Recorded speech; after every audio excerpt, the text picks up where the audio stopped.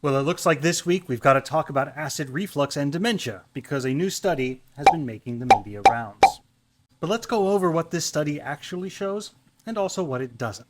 So first, in terms of what they found, similar to past studies that have also found a link between use of proton pump inhibitors or PPIs and the development of dementia, they also found this link in particular for people using these drugs for more than 4.4 years. And that number was very specific. If you dropped below the 4.4 year number, they no longer saw the relationship. And they also found that even after correcting for things like diabetes or high blood pressure, that there was about a 33% increased risk for the people who took the drug for those 4.4 years versus those who never used PPIs. Now let's talk about what they did not find. Because this was a community-based cohort study, meaning rather than doing a controlled experiment where maybe you took two groups and gave one PPIs and another placebo, they instead interviewed individuals in the general community who were taking or not taking these drugs, and then simply looked at whether or not after some time they started to develop dementia. Because of this, you cannot really make a causal claim that PPIs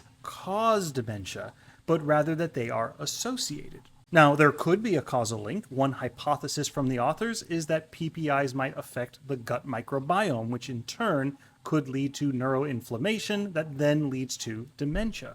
But another consideration that the authors also pointed out is that PPIs are sometimes used as part of the treatment for things like H. pylori infection, and there is other evidence showing that that infection can be associated with dementia. And so the authors don't rule out, for example, that perhaps a subset of people who were at risk for dementia will also simply use PPIs. So what's the upshot of all of this? Well, there is some relationship, but it doesn't mean that if you're using PPIs at the recommendation of your doctor, that you should simply stop out of fear of getting dementia. Instead, keep this in mind, speak with your physician about it to see whether or not there might be other options if you're worried. And hopefully, as we continue to do investigations like this, we will get closer to an answer of why this relationship exists.